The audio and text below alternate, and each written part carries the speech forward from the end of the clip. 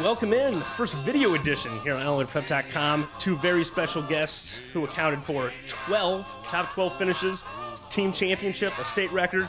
Chris and Jeff Depew, thanks for coming on, guys. Thank you, Skyler. Thanks for having us. They come from where it's warm in California to where it's cold in Chicago, and nice enough to join us for some high school swimming. I got a couple invitational results you guys have perused. I mean, this was a weekend, before break. You guys always swam at Nequa. What was the mindset for you guys when you were in high school about what you thought you needed to go time-wise to get what you needed to be, and then, compared to what you're seeing from these guys? Jeff, you want to kick it off? You just did it last year. Yeah, well, I feel like as long as I was improving from last year's beginning times or ending times, as long as I was in between the two times that I had throughout the year, I felt like I was set up for the end of the year because Mike Adams knows how to taper, and, it was just set in stone. I feel like if you worked hard during the practices and everything, the results were towards the end, and season was you just have to get up and get ready to race. Chris? Yeah, heading into winter break, I was just making sure it's just trying to stay consistent with what I've been going earlier in the year, because I know that hard training was either starting up now or just going to be there right around the corner. And so what do you guys think when you see stuff? I mean, like a 36-1 medley from Warren. I mean, fast. I mean, teams like Naperville Central, it was in the top 6 every year. You guys never went 36s in season. No. I mean, what for you guys? What would you have liked to be going 36s? I mean, would that have meant something to you guys to do that? As opposed to being in drag suit and grinding it out for the big drop at the end. So it was always nice, to go into invitationals and always win it and have a shot at winning it. But once when I remember just losing to teams that did have those speedos and caps and stuff like that, we were always just you know what, we'll get them at the end of the year. So it's always fun to win, but once you know your end of the year is going to be there, you just gotta trust the system. Yeah, I mean, isn't it? You guys obviously came through with Pat May and Vandevetter last year. Yeah. Ended up being a team that probably would have won a lot of state meets and just ran into the New Trier buzzsaw. I mean, so you guys were able to go out and win meets in your drag suits. I mean, mentally that's probably got to be so much more meaningful. Yeah. I mean, swimming with drag suits, you kind of have the mentality that it's just another meet, but having to get up and go against kids in other suits or, not as practicing as intense, you get the feel for the racing and everything. And so I think it just bodes well for everything towards the end of the season, no matter who you are. I remember last year for the medley, I feel like there wasn't a point where we were too fast in the season. We hit our taper right. Sectionals, we were just a few tenths off of our time we went last year at sectionals, so we were we just had to get our mindset right towards the last few weeks of the season. So quickly before we go on to other individual results, you were teammates with Nate Weeks and Sean Lahane last year. Yeah. Talk about what they're doing. They're putting in work right now. They're just getting ready to race and everything. I talked to Weeks a few weeks ago, and he was saying about how they're just getting up and racing every meet, and I think that's good for them, so that way they can get ready for the big competition at the end of the year, either like Jovanovic or, whatever he wants to swim. Right. And, who knows what people are going to pop up towards the end of the season. So as long as they're getting their yardage and putting in work in the practice and in the weight room, I feel like they could do work as well. Well, and what's it like being a part of the Naperville Central tradition? They're finally seniors, even though, I joked with you, it seemed like you were in high school for 6 years. Yeah. And Nate Weeks is kind of that guy, too. Yeah. He's been on that medley relay for years. What's it like becoming a senior in the Naperville Central program and taking, that responsibility? Yeah, it was always fun just because you come in as a freshman. Once when I was a senior, Weeks and Lahane were freshmen, little guys, so small. I was calling Sean Lahane Big Sean because he was so tiny. He grew into his nickname somehow. But it was always fun just because you just watch those other guys training hard in lane 1 and 2. You're like, all right, next year I'm going to get there. Or if those IMs, for me, if those IM sets come and I'll be in lane 1, I'd be near the back because I had Brett Lulo in front of me and I had Kevin Bell in front of me. I was like, you guys take this. Yeah, those guys were okay. Yeah, just, I guess if they win 200 IM, state champs or swimmer of the year, it's all right. But it was always fun just seeing those guys now, Sean and Nate, getting through the ranks, and even the other guys on the team, seeing how much they're improving. It's a lot of fun to be a part of, and like just all that time you drop is amazing. It's unreal.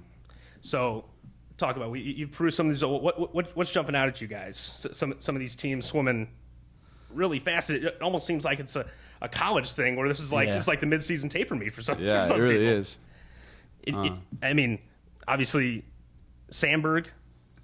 Couple 313s in the yeah. And Jeff was saying last year they had a really good 400 relay. They never went faster than 15. Mm-hmm. Yeah, Sandberg and U-High were just back and forth with these at the Richwood meet. I mean, what's the? I mean, now that you guys are in college and it's more like you're supposed to swim good all the time. Yeah.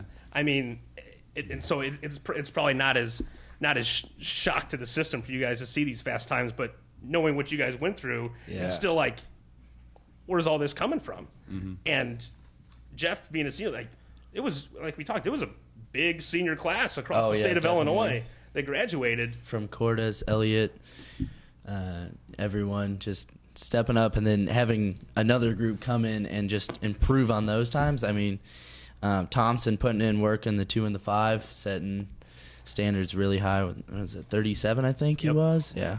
Well, again, Danny Conway goes 434 in the 500.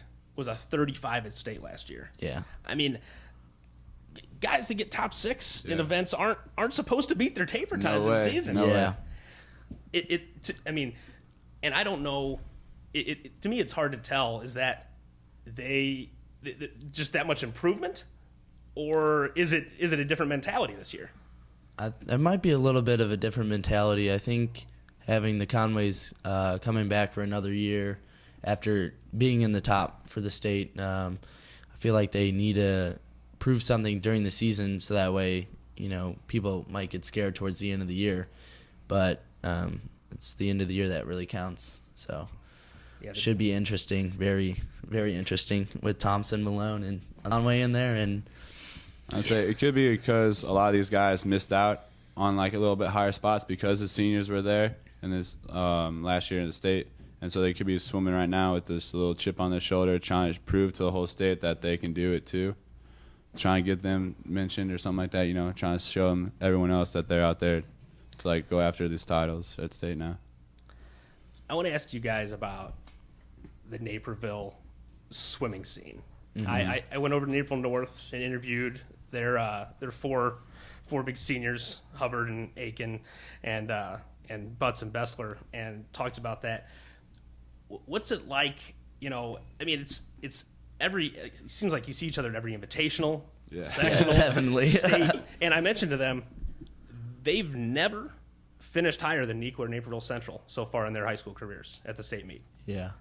I mean, like, is that something that is focused on? Like, is that at the end of the year you're like, there's us, there's the other Naperville schools? Yeah, I mean, especially like the last 2 or 3 years where, I mean, Naperville schools were in the top 5, especially like our junior year or my junior year. It does, I mean, throughout the whole season, you're just kind of gunning for them, switching spots and 1, 2, 3 and all the invites that you're in and stuff. But I feel like everyone's gunning for each other during the invites, and then towards the end of the year, it's just get up and go and then leave it all in the pool. But I think North this year has a lot more mindset to prove everyone wrong for their senior year, because having Aiken out for their junior year, I mean, that obviously hurt him a lot. Yeah, I thought they were going to be a trophy team before I learned that he was out last year. Mm-hmm. So they also have a little bit of a point to prove. So I think they can get in there, definitely towards the end of the season. Yeah, I'd say it's always fun racing those familiar faces, trying to get like a redemption in next weekend if you just lost to them or got touched out. But then it's also got to take into consideration that all the club teams that there are now, a lot of them swim together on the same club team, but now you're representing like the different school and stuff. So it's always fun racing as like against your friends and stuff. And I always thought it was interesting. Some of the years back when I was in high school, sectionals was such a bloodbath in Naperville that teams would go slower at state because they just spent a Saturday beating the crap out of each other. At Nequa's pool, how how hard is it, or what's the key to like tempering that emotion and saying, next week's the big week, even though we'd like to beat everybody today. Next week's the big week. You go first. All right. So like for sectionals in Naperville, we call it like during my senior year and stuff. It was almost a mini state meet. We had Marmion there. It was us, Nequa, North, which were all top 10 teams, and so we had kids. I think it was one year Bobby Rickert won it from the second to last heat. He won He won the 100 breast the second last heat, and everyone was like, "How does that happen?" Like every team, like how does a kid that good not in the big heat? Yeah, and it's like all these teams like have all their state qualifiers make it through. Everyone swimming has their 2 guys make it through per event, and so it's like just having your whole team make it through is always nice, but then you have to like get even more excited for the next round, which is your whole entire state team going to the bigger event, which was like the mini state meet. Yeah, I think that's hard to get excited for. I think that, especially when you said all those teams that are in the top 10, obviously you guys last year were a notch above everyone. So did that make it easier that you guys were an extra level above everyone to kind of temper your emotions? I sort of, but I mean, it's kind of hard not to get up for a sectional meet, especially Naperville, where the crowd gets into it from the medley relay all the way to the last leg of the 400 free relay. So I think it helps the kids that are shaved and tapered for sectionals trying to get the state cuts that, if we're low-key having fun and enjoying ourselves and treating it as another meet, then, I mean, I feel like pressure's kind of off. Yeah. So I feel like that helps relax the kids that are fully tapered, and having the competition, all 8 kids qualifying in an event, it's kind of hard not to get up and swim against the competition like that. Yeah, definitely the Naperville sectional is the one where when you go look at the sectional results, it's like, oh, they had to cut off a couple kids because there's 11 qualifiers. Yeah. But we're going to do a little overtime audio podcast, talk some more about college swimming, and get a little insight on how Redlands is going to make some noise in Division III swimming this year. And so next time, we're probably going to take a couple-week break and come back and do show after that January 7th weekend. And hopefully we'll have some more video for you. But when we come back, overtime audio podcast with the Few Brothers.